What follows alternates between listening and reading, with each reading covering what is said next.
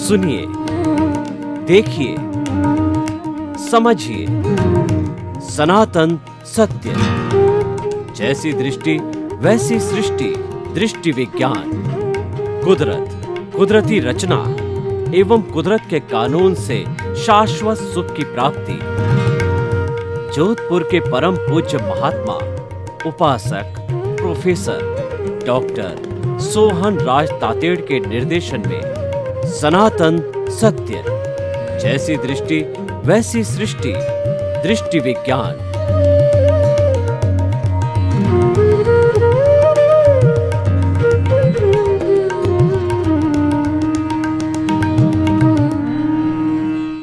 आज का हमारा अति उत्तम विषय परिणाम और पुरुषार्थ, बहुत वैश्विक स्तर का ये विषय है और ये हरेक को जानना जरूरी है। मानव मात्र पर एप्लीकेशन होता है कि परिणाम क्या है और पुरुषार्थ क्या है। जब ये जानकारी हो जाती है तो व्यक्ति सही लाइन के अंदर चलता है, तो जो उसकी जो है सही लाइन का मिलने का अर्थ ये हुआ कि दिशा बदल दो, दशा बदल जाएगी। नजर बदल दो, नजरिया बदल जाएगा। दृष्टि बदल दो, सृष्टि बदल जाएगी। यानी आपने परिणाम और पुरुषार्थ को अच्छी तरह से समझ लिया तो जो है वो आप निरंतर गतिशील प्रोग्रेस करते रहोगे। और वैसे परिणाम और पुरुषार्थ एक सिक्के के दो पहलू हैं। वो कॉम्प्लीमेंट्री है, वो उससे जुड़ा हुआ है। जो पुरुषार्थ होता है वही परिणाम में बदलता है और उस परिणाम को बदलता है, यानी वो तो डेड हो गया, उसको डिस्चार्ज कहते हैं। उस डिस्चार्ज पर कोई नया रिएक्शन नहीं करना, नई साइकिल फॉर्मेशन नहीं करना, वह जो है मुक्ति का मार्ग है, वह रियल पुरुषार्थ है, वह शाश्वत सुख पाने का पुरुषार्थ है। क्योंकि हम पुरुषार्थ परिणाम, पुरुषार्थ परिणाम, पुरुषार्थ परिणाम करते रहेंगे तो क्या होगा कि हम जो है इस 84 लाख जीवा योनि की साइकिल में घूमते जा रहे हैं और घूमते रहेंगे। घूमते तो हैं ही हैं जब ये मनुष्य जीवन मिला, वरना तो आज हम मुक्ति में होते। अगर हमने इस परिणाम और पुरुषार्थ को समझ लिया होता, यानी रियल क्या है, रिलेटिव क्या है, और हमने जो है सम्यक दर्शन प्राप्त कर लिया होता, तो हमारी स्थिति और होती।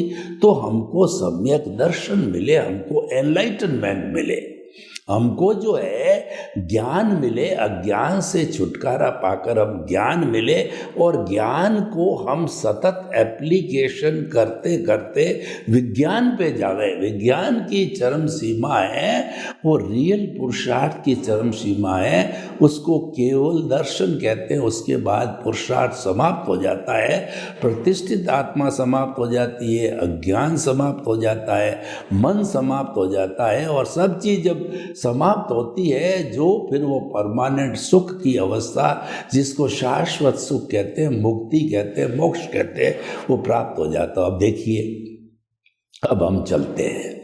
परिणाम किसे कहते हैं? परिणाम रिजल्ट को कहते हैं। जब हमने परीक्षा दे दी और परीक्षा का 3 घंटे की घंटी बज करके वह हमारी आंसर शीट जो है वो एग्जामिनर के पास चली गई, तभी तो परिणाम निकलेगा। अगर आपने आंसर शीट को फाड़ दिया परीक्षा देने के बाद, या आपने परीक्षा दी नहीं, आंसर शीट बनाई नहीं, जब आंसर शीट ही नहीं बनाई तो एग्जामिनर आपको क्या रिजल्ट देगा? वो तो आपकी जो लिस्ट है उसमें एब्सेंट लिखेगा, क्योंकि answer sheet means absent of the student. तो आप देखिए, हमने जो है आंसर शीट का अर्थ हुआ कि पिछले जन्म के अंदर, मान लीजिए कि वर्तमान में ये सोहन राज है, पिछले जन्म में इसका नाम यशवंत राज था कि वो साइकिल चल रही है, और आने वाले जन्म में मोहन राज होगा। आप याद रखना, यशवंत राज, मोहन, सोहन राज और मोहन राज।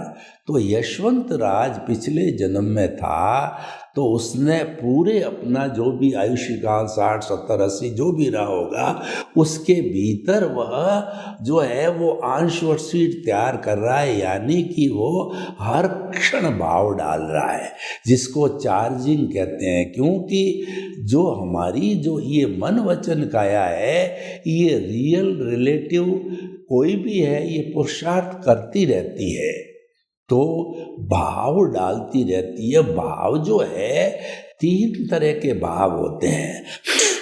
तो पहला जो भाव होता है वह होता है हमारा जो है वो हमको जो है अशुभ भाव, दुख देने वाला भाव है, कष्ट देने वाला भाव है, और इसकी चरम सीमा है 7वीं नार की, जो बॉटम ऑफ द अर्थ है, और ये दुख की जो है वह लास्ट स्टेज है, वहाँ तक भी ये दुख जा सकता है। क्योंकि हम एग्ज़ाम देते हैं तो 0% भी ला सकते हैं और 100% भी ला सकते हैं। 100/100 मीन्स जो है जीवन के इस एग्जाम में आपने 100% का मतलब पुरुषार्थ और मुक्ति की अवस्था आ जाती है आगे, और 0% का अर्थ हो गया आप 7वीं नारकी तक भी चले गए। तो उसने जैसे जैसे भाव डाले वो इकट्ठे होते रहे। पहले भाव को समझ लें, क्योंकि जो क्रिया से मुक्ति नहीं है, मुक्ति भावों से है। तो भाव पक्ष को समझना बहुत जरूरी है। एक तो अशुभ भाव हो गया जो कि हमको दुख प्राप्त देता है, कन्वर्ट होता है जब परिणाम में, जब जो अशुभ भाव तो पुरुषार्थ है, यानी भाव पक्ष है वो पुरुषार्थ है, और जो हमारा उदय प्रारब्ध है वो परिणाम है। वापस बता देता हूँ कि जो हम भीतर चिंतन करते हैं, आत्मा की भाव सत्ता से चिंतन करते हैं, प्रतिष्ठित आत्मा के अंदर जो हमारा भाव चलता है, वो भाव जो है वो चार्ज करता है, उसको चार्जिंग कहते हैं, और वो भाव विचारों में कन्वर्ट होता है, और विचारों में कन्वर्ट होके वह उदय प्रारब्ध के अधीन आता है, और वह हम सुख दुख भोगते हैं। तो अशुभ भाव से हमको एकांत दुख की प्राप्ति होती है, झुग्गी झोंपड़ी का जीवन मिलता है। अब दूसरे होते हैं शुभ भाव। शुभ भाव हम जो है किसी को दुख न देने का भाव करते हैं, हम जो ऐसा भाव करते हैं कि जो है हमारे अच्छा हो, और के कष्ट की बात नहीं, अपने खुद के डेवलपमेंट की बात करती। मुझे ऐसे माता मिले, ऐसे पिता मिले, ऐसा धंधा मिले, मुझे इंजीनियर बनना, यानी सांसारिक बातें करता है, चिंतन करता है, उसमें रस लेता है, उसमें इंटरेस्ट लेता है, वैसा उसका इंटेंशन होता है। और पिछले जन्म का जो है ज्ञान दर्शन है, ये सभी मिलकर के प्रतिष्ठित आत्मा के अंदर भाव पढ़ करके वो कॉज बनता है, और एक कॉज को कॉज कहते हैं, और ऐसे बंच ऑफ दी कॉजेज जो है बनते हैं उसको कॉजल बॉडी कहते हैं। तो पूरे जीवन के अंदर उसने जो है कॉजल बॉडी बनाई, तो कॉजल बॉडी बन करके वो शुभ भाव थे। तो शुभ भाव का जो परिणाम आएगा इस जन्म में उदय प्रारब्ध के अर्चिन अच्छा आएगा।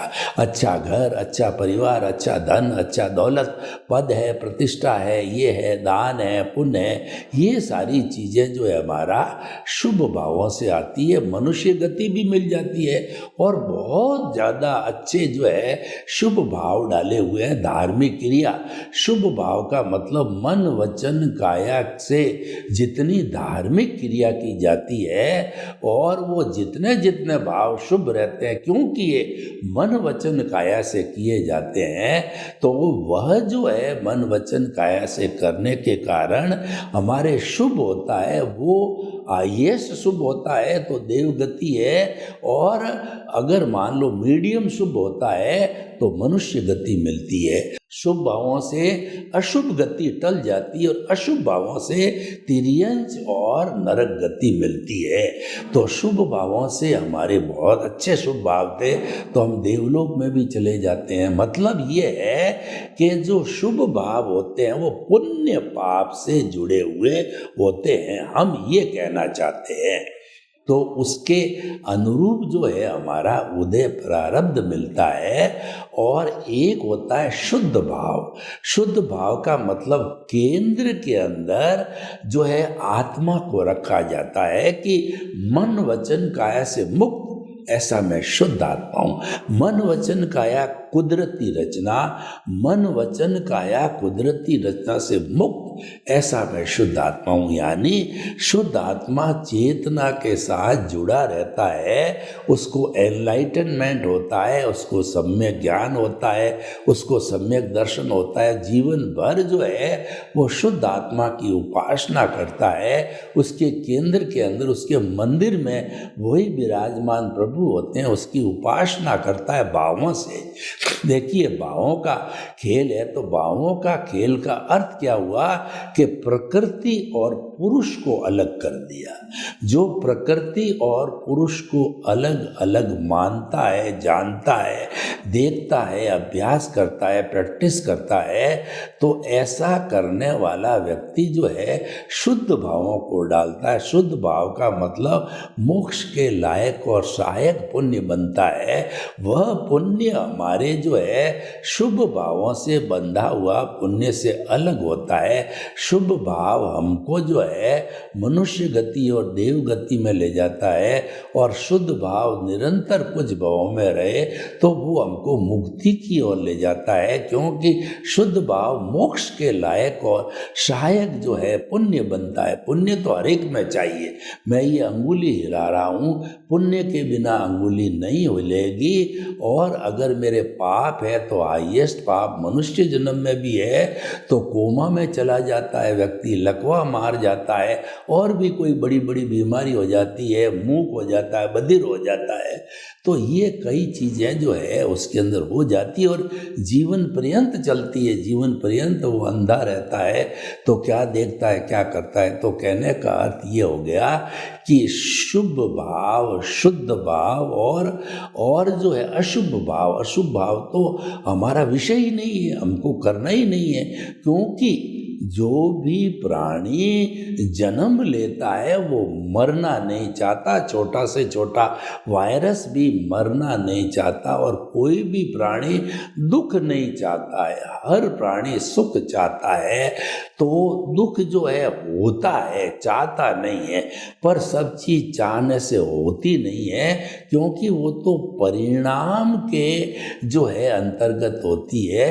वह उदय प्रारब्ध के अंतर्गत होती है। उदय प्रारब्ध और परिणाम ये पर्यायवाची है। तो भाई और बहनों, ये तीनों भाव हमने समझे तो यशवंत राज ने जो कॉजल बॉडी बनाई और उसका आयुष्य है वह समाप्त हो गया। तो आयुष्य समाप्त होने के बाद जितनी कॉजल बॉडी थी इस जन्म के अंदर भाव कर्म थे वो द्रव्य कर्म बनते हैं, क्योंकि द्रव्य कर्म बिना परिणाम नहीं होता। भाव कर्म परिणाम नहीं देख सकते हैं, वो तो एक कॉजल बॉडी होती है। परिणाम को भुगतने के लिए ग्रॉस बॉडी का होना जरूरी है। वह कॉजल बॉडी तो कार्बन शरीर है, वह परिणाम को स्टोर कर सकती है, परिणाम भुगत नहीं सकती है। तो उस कॉजल बॉडी ने हमको ये सोहन राज का दिया, और जन्म से मृत्यु तक पिछले जन्म में जो कुछ भी कॉजल बॉडी बना के लाए हैं उसका नाम है कि जो आप स्क्रिप्ट लिख के लाए हो, जो आप फिल्म बना करके लाए हो, जो परिणाम लेकर के आए हो, और जो कर्जा लेकर के आए हो, जो डेबिट क्रेडिट बना करके आए हो, और जो हिसाब लेकर के आए हो, वो समय अनुसार प्रकृति स्थिति प्रदेश अनुभाग के अनुसार जो है वो परिणाम खुलता रहता है। सुख दुख के रूप के ये शरीर जो है सुख दुख की अनुभूति करता रहता है और वो जड़ होता है और कोई भी वो अवस्था से जुड़ा हुआ होता है। इसीलिए कहते हैं मन वचन काया। मन से जो है हम चिंतन करते हैं, वचन से हम बोलते हैं, मन से चिंतन किया वो विचार कहलाता है, वचन से जो बोला जाए शब्द कहलाता है, और काया के द्वारा कोई भी कार्य किया जो प्रवृत्ति की जाती है। तो मन वचन काया तथा इससे जुड़ी हुई हर अवस्था मतलब हर शब्द, हर हमारा विचार और हर हमारी प्रवृत्ति जन्म से मृत्यु तक जो वो मन वचन काया तथा उससे जुड़ी हुई हर अवस्था मात्र कुदरती रचना है। यानी कि जो कोई भी अवस्था आती है, चाहे सुख की आती है चाहे दुख की आती है, वह अवस्था कुदरती रचना है। यानी उसकी क्रिएटर ऑपरेटर डेस्ट्रॉयर कुदरती है, संचालक कुदरती है। कुदरत के अलावा कोई भी संचालन नहीं कर सकता। और वह स्वयं तो जो इस दुनिया का कोई भी आदमी है वह स्वयं तो कर्ता बन ही नहीं सकता है। हर प्राणी, इस कुदरत का हर प्राणी निमित्त है और वह निमित्त भाव से ही काम कर सकता है। इसीलिए कहा जाता है कि हम जो भुगतान प्राप्त कर रहे हैं, परिणाम प्राप्त कर रहे हैं, वो इस कुदरत के गेस्ट है, कुदरत के सफरर है, कुदरत के यूज़र है। तो हम कर्ता तो बन ही नहीं सकते, यूज़र कर्ता नहीं बन सकता। एक जो नौकर है वो मालिक कैसे बनेगा? मालिक ही रहेगा, नौकर ही रहेगा। कुदरत हमारी मालिक है, हम उसके दास है, क्योंकि सफरर है। वो हमारे साथ गलत कोई व्यवहार नहीं करती है। वो तो क्या है कि हमारा जैसा जो उदय और प्रारब्ध है, यानी जो फिल्म पीछे से लेकर के आए हैं, उसने ड्यूटी ली है। जब हमने पिछले जन्म की आंश और सीट लिख करके और कुदरत रूपी एग्जामिनर को दे दी, तो देते ही उसने अपनी ऑन ड्यूटी हो गई कुदरत, तो हमारे को जन्म देती है, पालन पोषण करती है और पूरे जीवन भर मन वचन काया की प्रवृत्तियां जो है वो कराने में सहयोग करती है और उसके अनुसार, परिणाम के अनुसार हमारा जीवन चलता रहता है। तो देखिए कि ये जो है परिणाम है, ये रिजल्ट है, जो हम भोग रहे हैं रिजल्ट है। और उसमें कोई निमित्त व्यक्ति, क्यों उपादान तो हमारा है, कोई निमित्त आएगा तभी ये उपादान भोगा जाएगा। परिणाम मैं आपको उदाहरण के लिए आपको बताता हूँ कि हमारे घर में बेटे पत्नी बहुएं पोते हैं, ये सब पार्टियां हैं। कोई लेने आई है, कोई देने आई है, यानी कि ये पार्टियां भुगतान करने आई है। ये कुदरत ने उनको हाजिर किया है। तो कोई हमारी सेवा करेगा, कोई हमको दुख देगा, कोई जैसा जैसा उदय प्रारब्ध है, कोई पीटेगा, कोई हमको जो है, कोई हमको चित्त समाधि पहुंचाएगा, वो वैसा जो है करने लग जाते हैं। ठीक उसी तरह से जीवन के अंदर सारी पार्टियां आती है, कोई धोखा दे जाती है, कोई मदद कर जाती है, कोई लेके जाती है, कोई देके जाती है, और ये जीवन जो है उसके अनुरूप जो है हमारा चलता रहता है। तो ये परिणाम है, इसको परिणाम समझना है।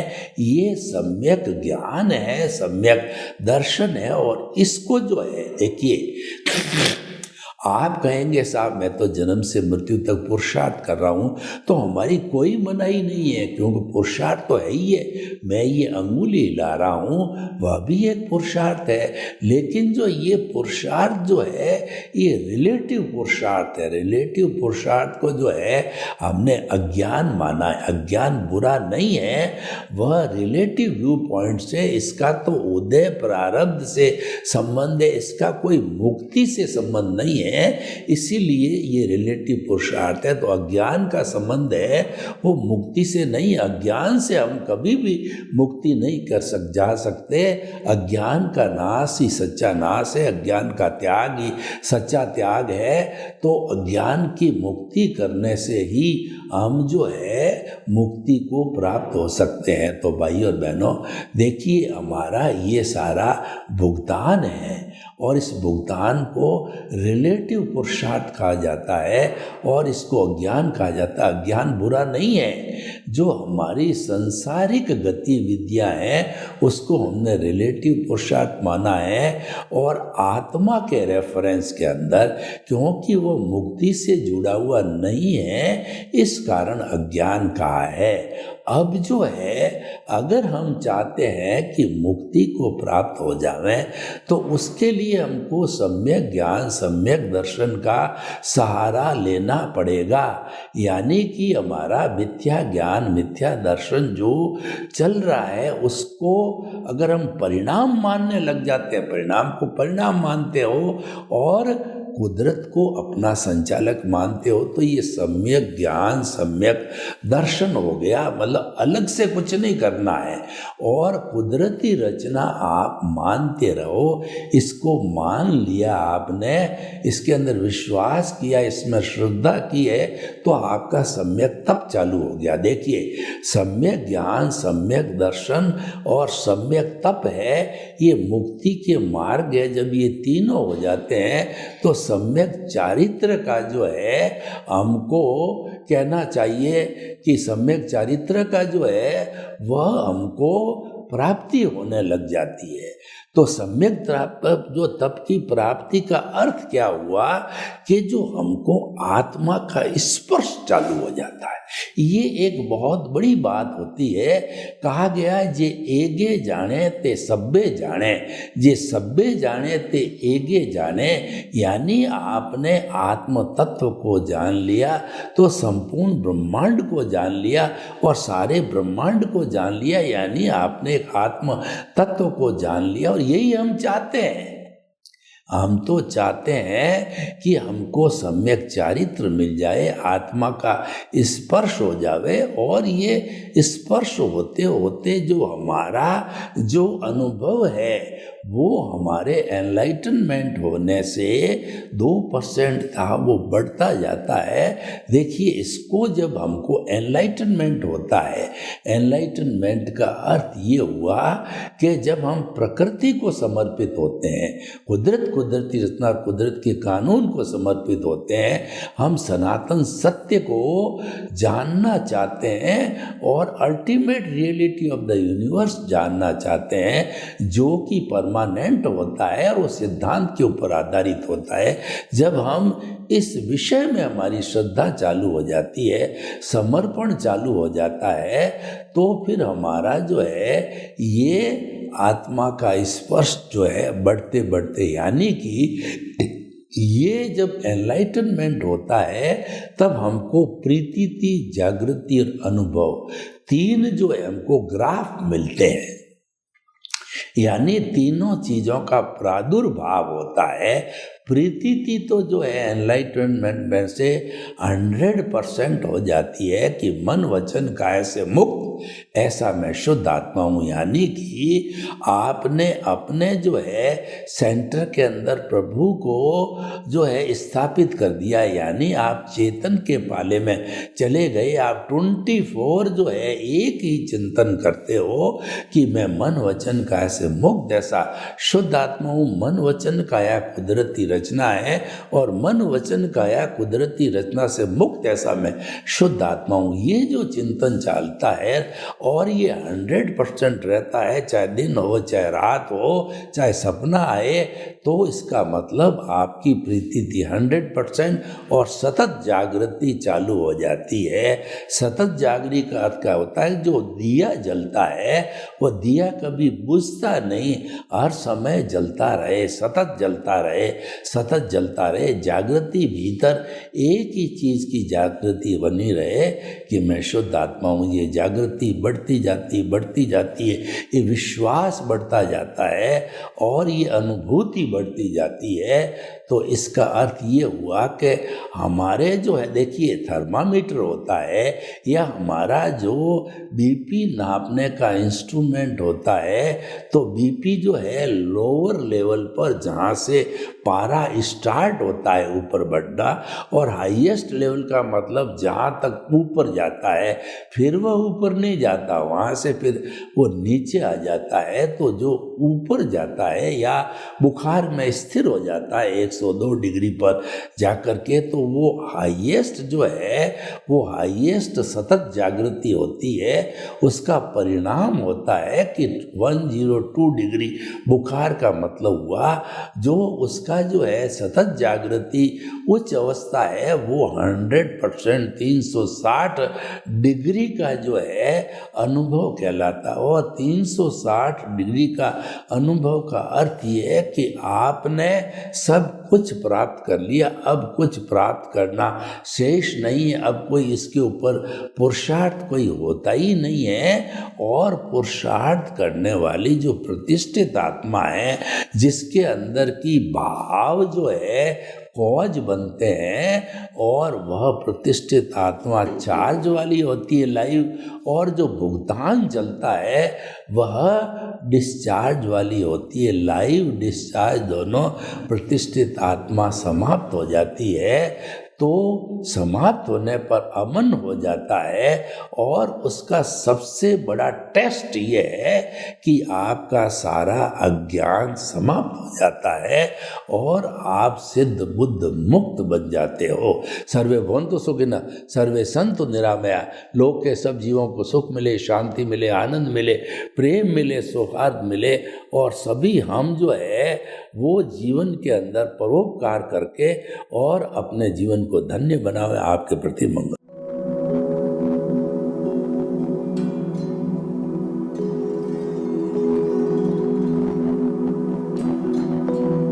एक ऐसा अंतर्राष्ट्रीय ख्याति प्राप्त मानव जो गुरु प्रेरणा से पिछले 20 वर्षों से वानप्रस्थ जीवन जीते हुए 24 घंटे मानवता की सेवा में संलग्न है। एक ऐसा मानव जो अभी राष्ट्रीय, अंतर्राष्ट्रीय टीवी चैनलों पर 7,500 एपिसोड के माध्यम से सनातन सत्य, आत्मविज्ञान एवं पुनरुत्थान, व्यवहार एवं निश्चय जगत के जीवनोपयोगी विषयों पर हृदय स्पर्शी प्रवचन कर चुका है।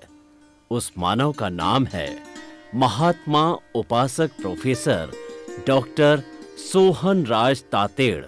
प्रोफेसर तातेड़ द्वारा योग, दर्शन, शिक्षा विषयों पर रचित पीएचडी स्तर के 250 शोध ग्रंथ भारत के 100 प्रतिष्ठित विश्वविद्यालयों में शोधार्थी पढ़ रहे हैं, तथा वे सभी शोध ग्रंथ वहां की सेंट्रल लाइब्रेरियों में उपलब्ध हैं। महात्मा सोहन राज ने अभी तक हजारों स्कूलों, कॉलेजों, विश्वविद्यालयों एवं संस्थाओं में सेमिनार, वर्कशॉप, कैंप लगाकर लाखों विद्यार्थियों को योग, दर्शन, शिक्षा का प्रशिक्षण देकर उन्हें सुसंस्कारित किया। डॉक्टर तातेड़ ने भारतीय संस्कृति उत्थान के 4000 से अधिक समसामयिक विषयों पर आर्टिकल लिखकर ऑनलाइन जर्नल, पत्रिकाओं, वेबसाइट्स पर प्रकाशित किया, जिसका उपयोग लाखों पाठक कर रहे हैं। उपासक तातेड़ के 5000 से अधिक आज का सुविचार, आज का शुभ संदेश, आज का मंगल भावना योग आदि चिंतन websites, Twitter, blogger, Facebook, YouTube माध्यमों से लाखों लोग अपना जीवन निर्माण कर रहे हैं। मानवता के मसीहा ऐसे महामानव महात्मा सोहन राज तातेड़ के प्रोफाइल को अभी तक विश्व के 20 लाख दर्शक यूट्यूब पर, 12 लाख गूगल पर एवं लाखों दर्शक फेसबुक, ब्लॉगर, ट्विटर और इंस्टाग्राम पर देख चुके हैं।